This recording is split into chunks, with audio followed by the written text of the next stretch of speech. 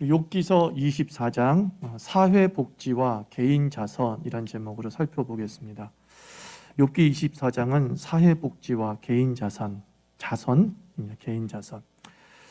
욥기 24장은 우리가 내용을 살펴보기에 앞서서 구조를 먼저 분석해 볼 필요가 있는데, 마빈 호프라고 하는 분이 욥기 주석서를 썼는데, 이 마빈 호프 박사가 욥기 주석을 하면서 욥기 오늘 24장에서 18절과 25절은 18절에서 25절은 욥의 말이라고 볼 수 없다라고 판단을 내렸어요. 어떤 학자들도 그렇게 보는 학자들이 꽤 많이 있습니다. 왜냐하면 이 18절에서 25절의 내용은 소발이나 또는 엘리바스가 말했던 내용과 너무나 일치하고 있기 때문이죠. 그래서 이 마빈 호프 박사는 욥기 24장 18절에서 25절까지, 즉 악인은 반드시 필벌될 것이고 사라질 것이라고 하는 그런 내용을 어디다 붙이냐면은 욥기 27장 23절 이후에 붙입니다. 그러니까는 욥기 27장이 23절까지 되어 있는데 이제 18절부터 25절까지 보태니까 이제 한 30절 정도가 31절 정도가 되겠죠. 그렇게 연결했을 때 가장 내용이 자연스럽게 연결이 된다, 이렇게 이야기합니다.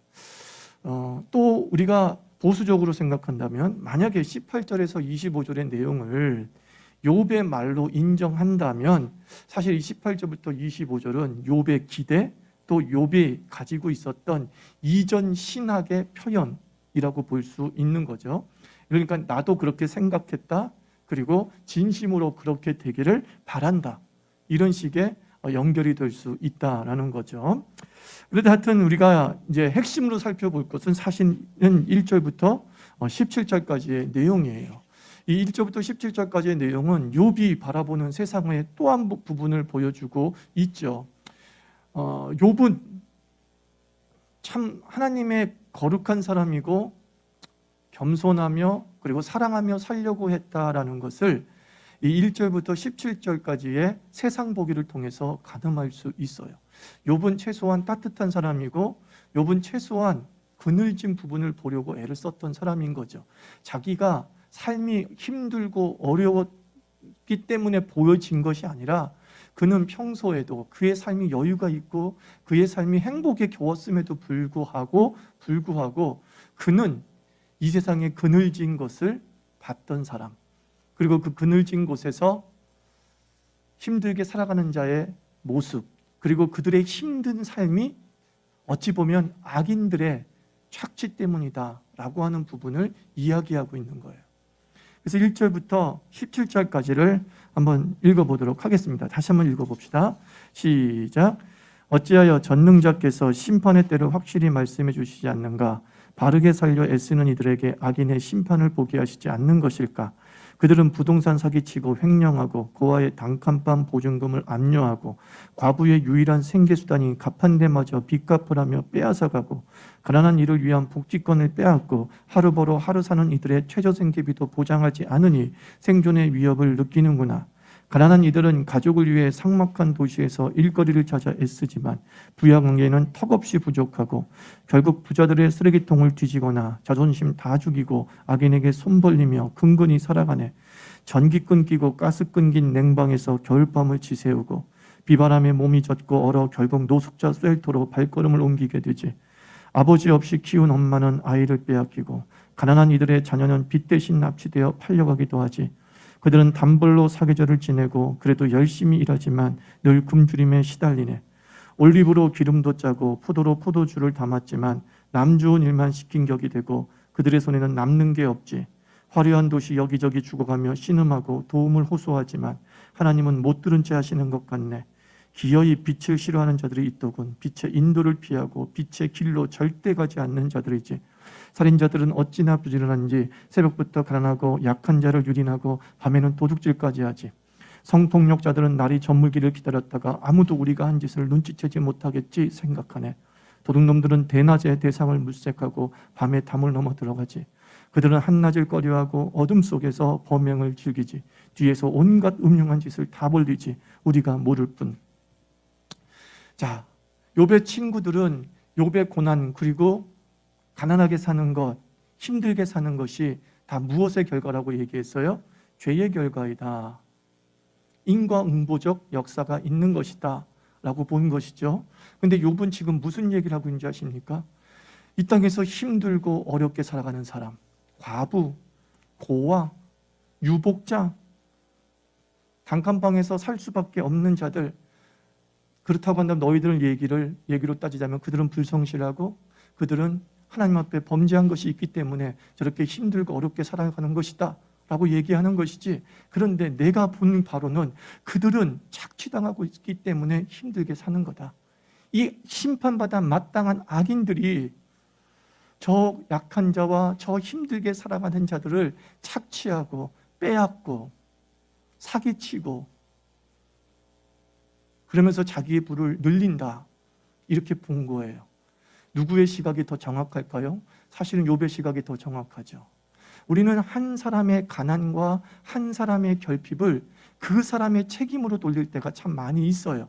저 사람이 게으르기 때문이다, 저 사람이 똑똑하지 못하기 때문이다, 저 사람이 어리석기 때문이다, 저 사람이 배운 게 없기 때문이다, 그래서 저 사람이 힘들고 어렵게 살아가는 것이다 라고 이야기하죠. 그런데 이 세상은 죄의 구조가 있고 의의 구조가 있는 것처럼 그 죄의 구조 속에 살아가는 자들에게는 필연적으로 그 구조가 주는 압박과 그 구조가 주는 착취에서 자유로울 수 없다는 거예요. 그래서 죄의 구조에 최적화된 사람들은 그 죄의 구조를 이용해서 자기 배를 채우고, 그래도 좀 착하게 살아보려고 애를 쓰는 어떤 사람들은 도대체 그 죄의 구조에 적용되지 못하여서 그 죄의 구조에, 그 악의 구조에 희생자가 되고, 또는 자본의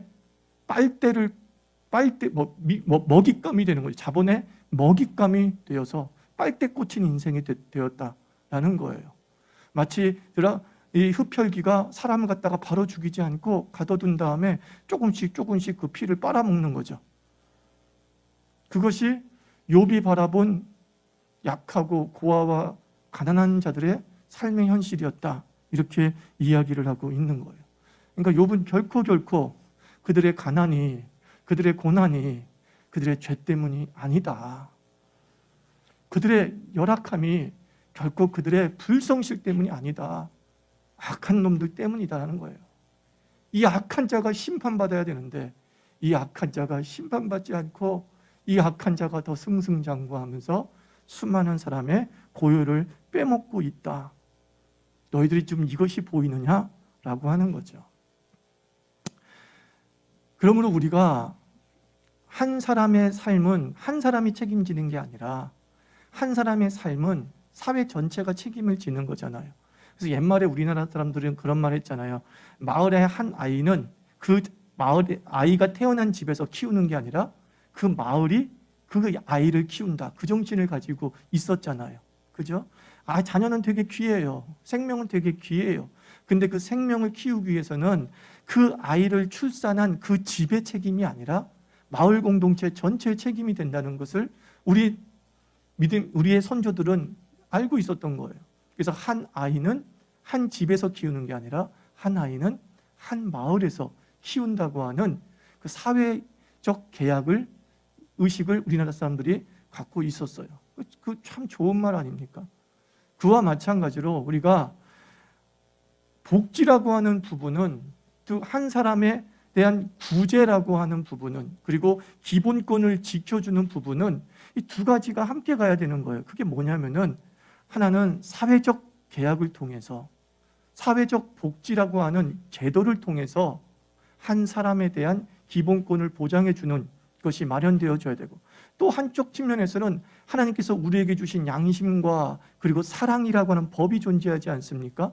그 사랑이라고 하는 법을 지켜나가는 개인적 자선 활동, 개인적 도네이션을 통하여서 우리는 한 사람 한 사람의 기본권을 지켜주고 생존권을 보장해주고 행복권을 보장해주는 삶을 살아갈 때 가장 이상적인 삶을 사는 거죠. 그러니까 신명기를 통해서 하나님께서 계명을 주셨잖아요. 그 계명을 잘 보면 뭐죠? 제도예요, 제도. 어떻게 한 사람이 이스라엘이라는 공동체를 통해서 하나님을 잘 섬기고 그리고 이웃을 사랑하며 살 수 있는가에 대한 제도가 법이에요. 법. 그러면서 또한 하나님은 그 법을 운영하는 사람들에게 기본적인 하나님을 향한 경외심이 있어야 됨을 이야기하죠. 한 사람이 하나님을 경외하는 신앙적, 개인적 결단이 바로 서게 되면 그들은 하나님이 세우신 제도에도 순종하면서 그 제도를 사회 곳곳에 온전히 적용하는 그 삶을 사는 거죠. 아무리 제도가 좋아도 사람이 나쁘면 그 제도는, 완전한 제도는 이 땅에 없기 때문에 악용되어질 수 있는 거죠. 그러나 사람이 아무리 좋아도 제도 자체가 허술하고 약자에게 불리하게 되어져 있으면은 그 어떠한 낙수 효과도 일어나지 않는 거죠. 이제 그런 부분을 이야기한 것은 리차드 니버가 60년, 80년 전에 이야기했던 도덕적 인간과 비도덕적 사회의 어떤 그 모순적인 것이죠. 사람은 굉장히 도덕적인데 사회 자체가 비도덕적이기 때문에 그 도덕적 의도들이 제대로 구현되지 못한다라는 거예요. 그래서 제도가 먼저냐 사람이 먼저냐 이것은 논쟁거리가 되지 않아요. 그건 동시에 항상 가야 돼요. 우리는 제도에 신경 쓰면서 사회 복지를 꿈꿔야 돼요. 그러면서 우리는 우리 한 사람 한 사람이 사랑을 가지고 다른 사람을 향해 배려하려고 하는 마음을 가지게 되면 적극적으로 우리는 사회 복지에 동참하게 되죠. 예전에 북유럽, 노르웨이, 네덜란드 이런 곳이 복지국가다라고 하지 않습니까? 그 국가에 대한 이렇게 리포트를 방영한 적이 있어요. 거기서 그 사람들이, 그곳에 사는 사람들이 세금을 굉장히 많이 낸단 말이에요. 그러니까 세금을 굉장히 많이 내니까 사람들이 얼마나 답답하게 살 것인가, 불만이 많을 것이다 라고 생각하고 인터뷰를 했단 말이죠. 그러니까 정작 인터뷰를 했더니만 거기서 살아가는 그냥 중산층의 보통의 사람들, 세금을 가장 많이 부담하는 존재들이죠. 중산층이 제일 많으니까. 그런 사람들이 의외의 답을 거리에서 하는 거예요. 자기는 세금을 많이 내는 것에 대해서 전혀 개의치 않는다. 두 가지 이유 때문이다. 첫째, 세금을 많이 냈지만 그만큼 혜택이 돌아온다는 것이 사실이기 때문에, 내 노후가 보장되기 때문에. 둘째, 그 세금을 많이 내는 것을 통해서 약한 자들에게 나눠주고 있기 때문에 내가 그 세금을 많이 내는 것에 대해서 결코 부담을 갖거나 잘못된 제도다, 착취의 제도다라고 생각하지 않는다. 그게 복지국가, 어찌 보면 그 국가는 개신교가 가장 발달한 국가들이거든요. 독일, 네덜란드, 노르웨이 이런 데는 개신교가 아주 발달된 곳이었단 말이에요. 그곳의 정신이에요. 그 칼빈의 정신이거든요. 칼빈의 정신. 근데 왜 세금을 더 많이 내는 것을 부담스러워할 때도 있어요. 뭐냐? 진짜 과하기 때문일 수 있고요. 두 번째는 세금이 형평성이 떨어지는 거죠. 왜냐하면 직장인들은 다 뭐예요? 유리지갑이야. 그냥 소득이 그대로 공개되면서 100% 떼어가. 그런데 뭐예요? 어둠 속에서 사는 자들이 세금을 자꾸 착복하거나 절세라는 명목하에 이렇게 저렇게 줄여나가죠. 근데 그런 사실들이 한두 가지 발견되어지면 사람들이 상대적 박탈감을 느끼죠. 그러면서 왜 나만 법을 지켜야 돼? 라고 하는 마음이 생겨요. 그러면서 세금이 너무 과하다, 우리한테만 너무 과하다, 그래서 조세 저항 운동이 벌어지는 거죠. 그러므로 제도가 정확하게 모든 사람에게 세금을 공평하게 그리고 기준에 맞게 걷어들이고, 두 번째 뭐예요? 그 세금으로 사회 간접 자본 시설에 잘 투자를 해서 공공의 이익이 되도록 사업을 벌여 나가면 큰 문제가 되지 않는다는 거죠. 바로 북유럽 국가의 복지국가는 세금을 많이 냈기 때문에 이루어진 것이 아니라 세금을 내되 그 세금을 정말 세금의 공공의 목적대로 온전히 사용하고자 하기 때문에 복지국가가 완성이 되는 것이죠. 교회도 마찬가지. 여러분들 헌금 내라 강조한다고 헌금을 내는 게 아니에요. 교인들도 다 눈이 있고 귀가 있어요. 그래가지고 이 헌금이 제대로 쓰여지지 않는다고 판단되면요, 사람들은 주저주저해요. 주저주저해요. 그런데 교인들의 마음속에는 원래 하나님을 사랑하고 이웃을 사랑하는 마음이 기본적으로 있기 때문에 내가 드려진 헌금이 하나님을 예배하고 그리고 참 이웃을 사랑하는 일에 온전히 쓰여지고 있다라고 느끼면요, 내라는 말 하지 않아도요, 자발적으로 헌금하고 자발적으로 어떤 기부 활동에 동참을 하더라고요. 중요한 건 뭐예요? 우리가 아름다운 제도와 그 아름다운 제도를 실현하기 위한 아름다운 마음, 이것이 조화를 이루어야 한다는 거예요. 그리고 우리 기독교인들은 약하고 힘들고 어려운 자들에 대해서 그 사람 탓으로 돌리는 것은 절대로 하나님의 뜻이 아니에요. 왜냐하면 하나님은 뭐라고 얘기했습니까? 과부와 고아. 과부와 고아는 뭐냐면 사회적 최약층을 당시에 의미하는 단어예요. 사회적 최약층이 과부와 고아들이었단 말이에요. 그들은 스스로 생존할 수 없을 정도로 무능력한 자들이었단 말이에요. 그러면 하나님은 뭐라 그래요? 야, 얘는 게을러서, 얘는 자기 팔자가 드세서 과부됐고 뭐 이런 식으로, 그러니까 뭐 걔네들 신경 쓰지 마 이러지 않았잖아요. 하나님 뭐라 그래요? 과부와 고아를 돌보라. 나는 과부와 고아의 호소를 듣는 하나님이라. 그게 하나님이에요.